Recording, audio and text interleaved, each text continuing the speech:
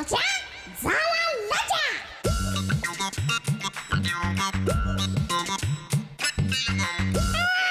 पहा पहा आमच्या या क्रीमचा कमाल पहा.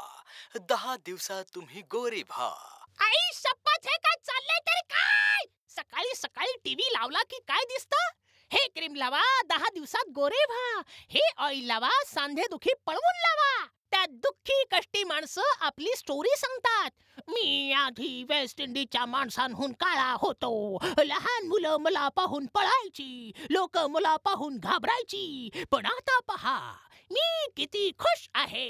अरे, अशा प्रोडक्टचा खरंच फायदा होतो का? त्या जाहिरातीत असं सांगणारे सगळेच कलाकार असतात. पैसे मिळतात म्हणून हे सगळं बोलतात. तेल लावून केस नाही उगवत, रक्षा कवच लावून पनवती नाही पळत. माझ्या एका मित्राचे केस गेले हे असलं तेल लावून.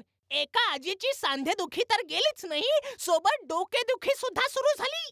एकाला मात्र डायटिंगच्या औषधाचा फायदा झाला. 4 महिन्यात बारीक झाला. कारण त्या औषधांचा खर्चच एवढा होता की खाण्यापिण्यासाठी सुद्धा पैसे नाही उरले. ही जाहिरातबाजी फसवेगिरी आहे. सध्या काम धंदे नसलेले हिरो हिरोईन्स असले प्रोडक्ट्स विकून पैसे कमवतात. निदान त्या निमित्ताने 4 दिवस टीव्हीवर तरी दिसतात. तेव्हा बंद करा ही फसवेगिरी, बंद करा. काय रे चोच्या, हे पायाला काय बांधून घेतलंयस? हे ना मॅजिक रोपर्स आहेत.